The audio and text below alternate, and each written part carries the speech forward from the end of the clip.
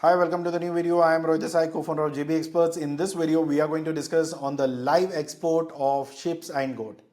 So, is this business viable or should we get into this business? Obviously, if I have to say in first word, no, don't get into it. It has its own challenges. I'll explain each and everything.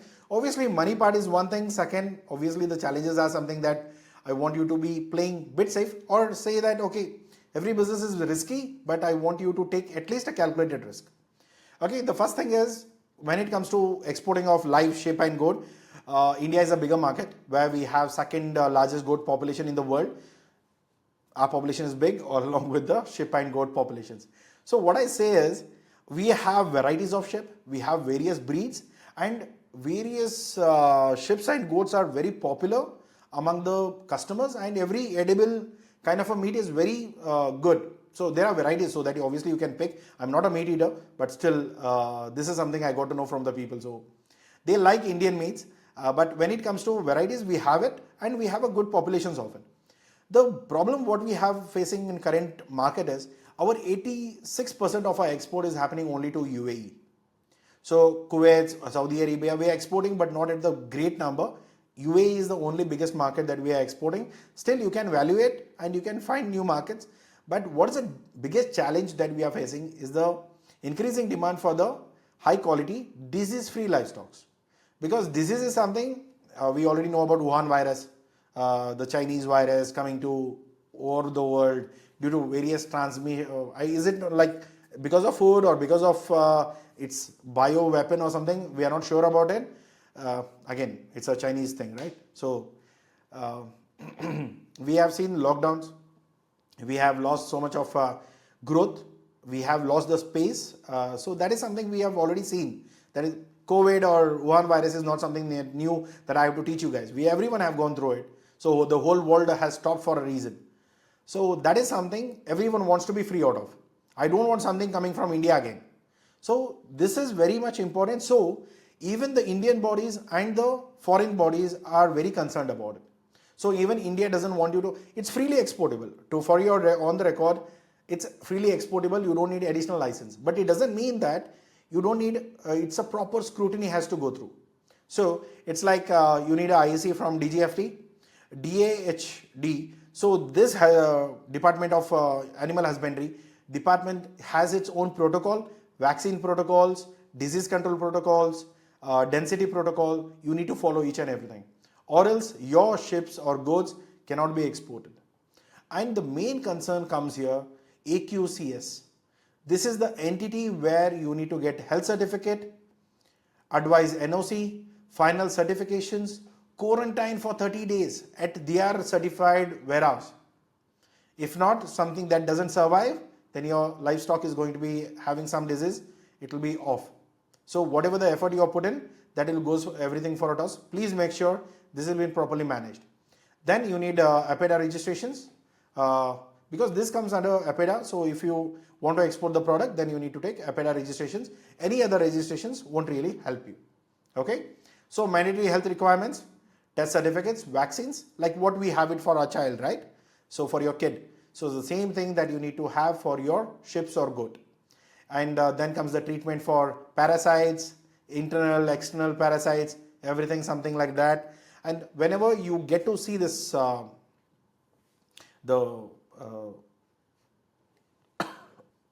you get to see this health issues, right, you get to see it from their shit. So you need to make the required testing for it. Only then you get to know what is the internal parasite issues or is there something else. So normally your doctors would be preferable enough to manage it.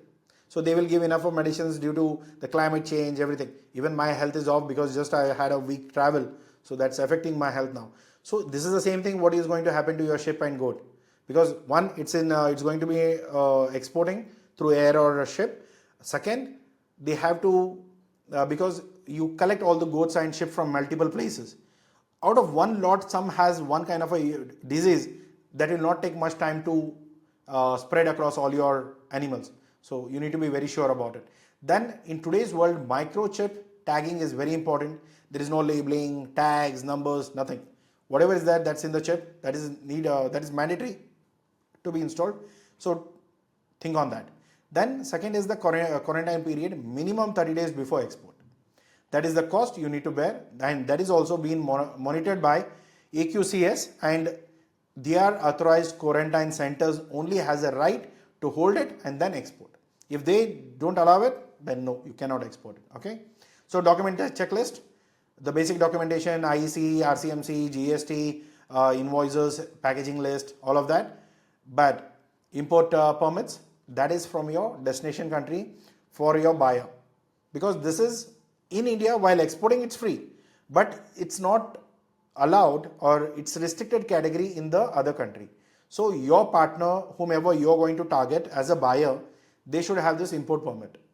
So what you need to do is, you don't need to spend your money, or if you, when it comes to marketing or sales, don't just try out hitting around the bush.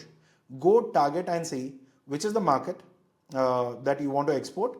Second, which is the authority body, like what we have it in DGFT, where who is going to give authorizations. So in those countries, who has given the authority, and who are the people who have already received the import permits. So you will be able to access those data. You can get it from the outside in the market, or you can contact us for the data. So you will get the import permitted list, the people who have it. So just talk to them, because those are the only people who have the permit, and those are the only people who can import the livestock. Just hitting around the bush and trying to talk to everyone, that's not really going to help you. So keep that in mind. Don't waste your marketing money on unnecessary strategies, because in this industry, nothing else works. Only thing works is talk to the people, offer the best prices, and offer the varieties. It works. That's it. That's how we do it. It's up to you. How do you want to handle it? Then you need to have the complete vaccination, health certificate from AQCS. Please go and meet these guys, understand each and SOPs.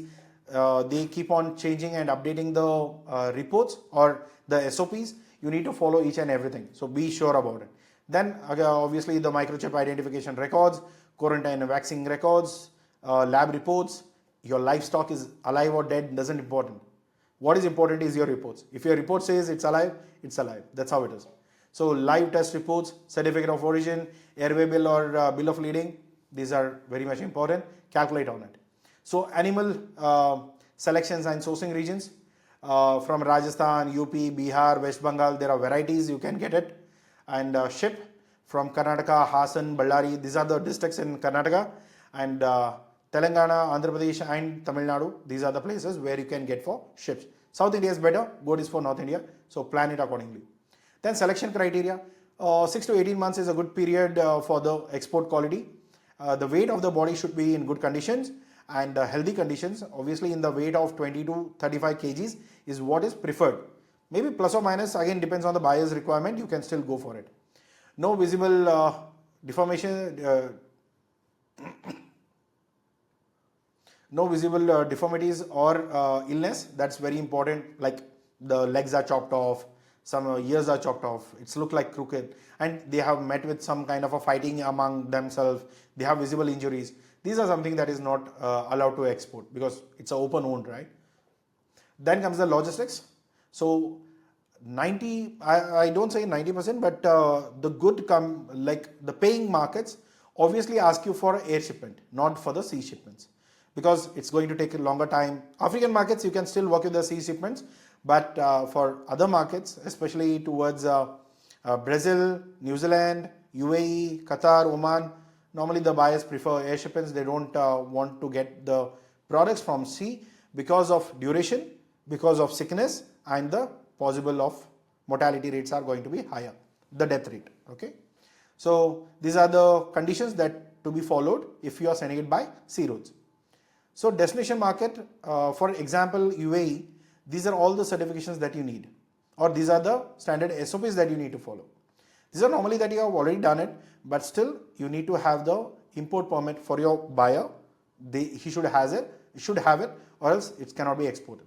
Okay, so here comes the challenge. Why I'm saying that, okay, this is something I'm not 100% sure that you should get into this business, because the biggest challenge in this business is your logistic price is more than your procurement price. Your procurement is around 4,200, VAT 900, documentation licensing 250. These are all per head, okay? And the freight is around 6,800. destination charges could be 700. So all put together, this is something that currently we are paying to someone. So 12,850 rupees is something that you can take. But along with that, the 30 days quarantine, other certifications, these are all something that will be adding up. But what I'm saying is, if I'm procuring a ship, which is a material, at 4,200, for to send it, I'm going to pay 6,800 as a logistic charge. So is it logistic charge is double of your procurement price? So will that be workable? That is something, it can be workable only when your buyer agrees to it. If he's ready to pay, then obviously what's your problem to sell it? Obviously you can sell it. But if the buyer is not ready and if your market is like this, where your product is cheaper and your logistics is expensive, that could be a challenge. So you don't see a big demand coming in for these kind of businesses. That's something that you need to look for. So that's the reason India is not exporting much of the live goats or ships. We are exporting meat. Directly meat is more demandable than this one. Okay. So risk challenges, disease breakout, whether like this is a stress level will be affected by the travel, because obviously goat and ship doesn't travel by air often, right? So it's a one-time thing. So documentation rejections, last mile permit issues, these are something going to be a bigger problem. Losses during the deaths in the transit. And the major problem here is, normally we say that, okay, you please take the marine insurance. When your products are being exported from one country to another, you always take the marine insurance for your container if something goes like missing, theft, damage, overall. But in livestock, no insurance company will provide you this. Any mortality happens or anything death happens of your livestock, it's gone. It's all on you. There is nothing that you can do about it. Okay. Then strategic recommendations: partner with licensed aggregators, because you don't get the stock, the whole stock from one place. You need to aggregate it, quarantine it, maintain the good health, and then you are ready to export. So logistic partners and the aggregating partners are very important. Manage with them. Build relations with the government certified quarantine centers, because that is where your animals are kept. They need to be properly maintained for the next 30 days. And that is something like you can take as like, okay, you're sending someone for a summer camp somewhere outside. So that is something like that. And diversify market beyond UAE. Everyone looks towards the UAE market. It's good. People are buying it. So obviously, yes. But what I suggest is look beyond it, because something goes wrong. 86% is way too much. So think on it. Begin with the air shipments to ensure the compliances and build trust. Manage each and everything, and scale the, when you're looking for a sea routes for African markets, yes, the cost is being reduced, but not so much, but at least half of your stock. So that's something there. You can plan accordingly. And if you need any help in shipping, product identification, slaughtering houses, or getting the livestock, aggregating the products, that's something we do day in, day out. We have already exported multiple shipments for various countries, various varieties. So if you need anything such, please get in touch with us. We can help you with that. But if you are a new person getting into looking for something to grow in export business, I don't recommend you this at the moment. So if you have a whole robust system later, then yeah, you can plan it accordingly. But at the moment, I say for a no for a newbie. And if someone has already into the business, they know each and everything about shape, goat, managing it, quarantining it, doing it, no problem, get started. Okay. Thank you so much for watching this. And if you have any questions, please drop it in the comment box. This is a short document. I'll give you a full-fledged document. You can purchase it. I'll give the link in the description. You can have a look towards that. Okay. If you're serious about it, only then go and purchase those documents. That gives you a complete guidance about export-import business. Okay. Thank you so much for watching this. And if you have any doubts or thing, please put it into a comment box. Okay. So if you like this video, please hit the like button and subscribe to our channel. See you in the next video. Take care. Bye-bye.